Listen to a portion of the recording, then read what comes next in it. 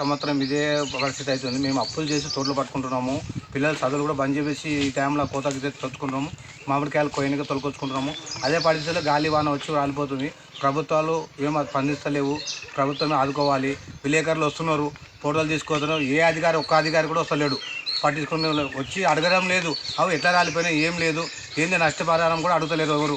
ఒక విలేకరు ఒక ఫోటోలు దింపుకుంటున్నారు, పోతున్నారు. ప్రతి సంవత్సరం ఇదే పరిస్థితి అవుతుంది. మాకు పప్పులు తెచ్చి తోళ్ళు పడుతున్నాం.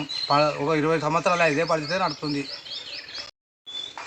గవర్నమెంట్ ఏమైనా సపోర్ట్ ఉంటేనే మేము బతకగలుగుతాం. లేకుంటే ఇదే ప్రతి సంవత్సరం ఇట్లయితే ఇంకా మందు తాగి మామిడి రైతులు మందు తాగి చచ్చిపోయే పరిస్థితి వస్తుంది. ఎందుకంటే ప్రతి సంవత్సరం ఇదే పరిస్థితి అవుతుంది. గత 5-6 ఏళ్ళు పరిస్థితి ఇదే ఉంది.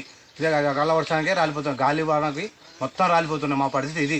ప్రభుత్వం ఆదుకుంటేనే మేము బతకగలుగుతాం. లేకుంటే కానీ ప్రభుత్వం ఆదుకోకపోతే బతకలేము. మేము పరిస్థితి ఉంది. ప్రతి సంవత్సరం ఇదే మాదిరే రాలుతున్నాయి కాయలు. ఇదే కోతకొచ్చే టైంలో రాలిపోతున్నాయి. మేము పండిస్తున్నాం, మందులు కొట్టి ఇంత తిప్పలు పడి కష్టపడుతుంటే గాలి వాన వచ్చి మొత్తం పోతుంది.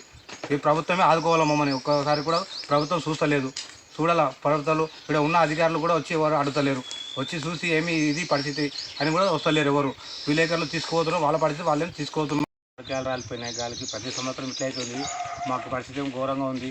ఎవరు ఆదుకుంటలేరు. ప్రభుత్వమే ఆదుకోవాలని మనవి మాకు. ప్రతి సంవత్సరం ఇదే పంట పండుతుంది, ఇట్లనే గాలికి రాలిపోతుంది. తోట వాళ్ళు డబ్బులు ఇవ్వాలంటున్నారు. పరిస్థితి ₹1 ఇస్తారు. ఇదే పరిస్థితి ఉంది. కొమ్మలు ఇరిపోయినాయి, మాలు ఇరిపోతున్నాయి. ఎవరు అధికారులు ఎవరు పట్టించుకోలేరు. చూడాలా, మీరే వచ్చి పట్టించుకోవాలి. అధికారులకే విన్నపం చేస్తున్నాం మేము. ఒక్క అధికారి కూడా వచ్చి అడుగుతలేరు మమ్మల్ని. ఏం చేయాలి పరిస్థితి ఇది మా పరిస్థితి.